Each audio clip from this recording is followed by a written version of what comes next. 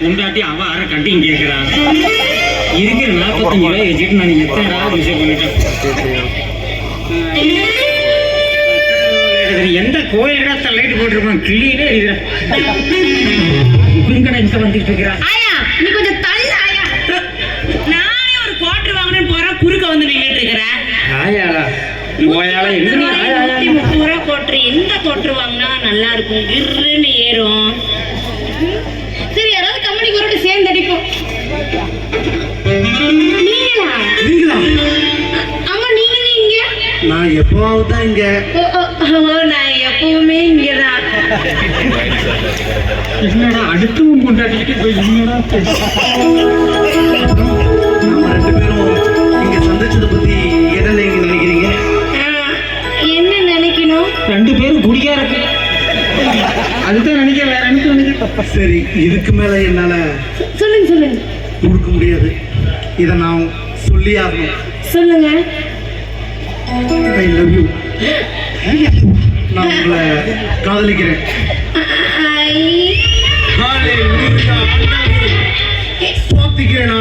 சோத்திரம் ஆண்டவரே, என் காதலை சேர்த்து வைமையா.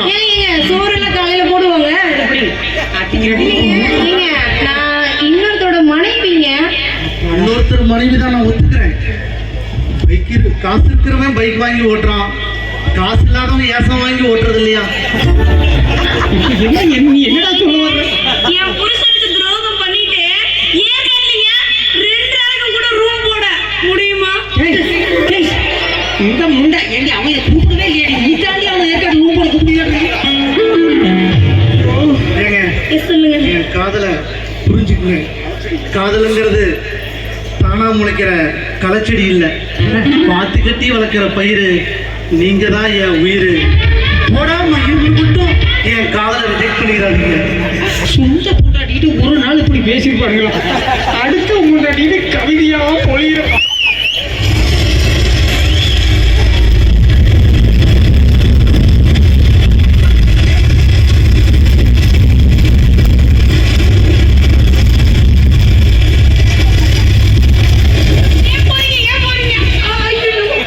என்னையா பண்ற? இல்லைங்க, என்ன பண்ற? ஏன் போறீங்கன்னு கேட்டேன். இல்லைங்க, செம்ம வரலையான்னு கேட்க வந்தேன். பொண்டாட்டி எதுக்காக ஊர்ல இருக்கிறவனுக்கு அடியே? என்ன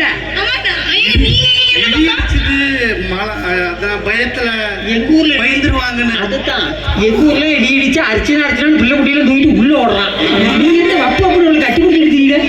பயந்தான் அவங்கள பாதுகாக்கிறதுக்கு. அவளுக்கு இல்லைங்க, அவர் பார்க்க உங்களை மாதிரி தெரிஞ்சாரா, அதனால தங்கம் நம்மளுக்கு ஒரு 6 வருஷமா பஸ் நைட் நடக்கல தான். அதுக்காக நீங்க அடவோட போயிடலாம். 3 வருஷமா ஊர்ல இப்படி நடக்குங்களா?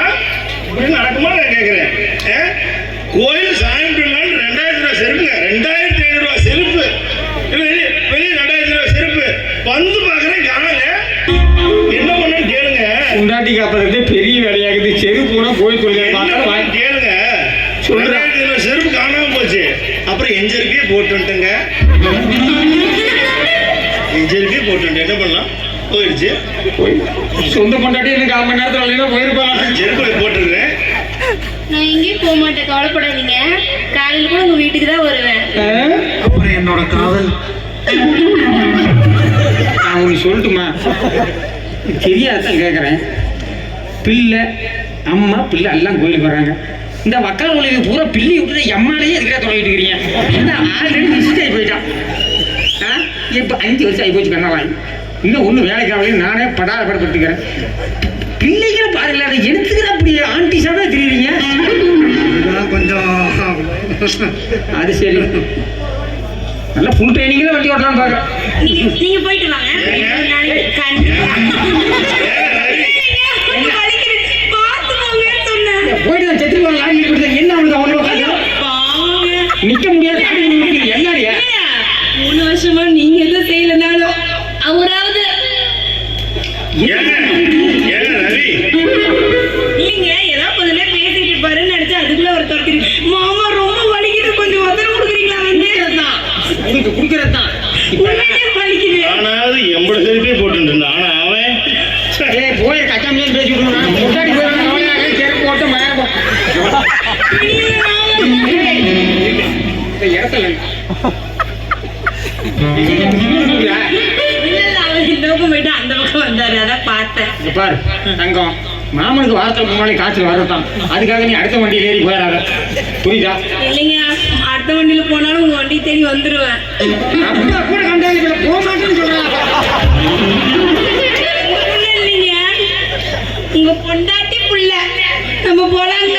சாமி கட்டி ஒண்ணுமே வருது.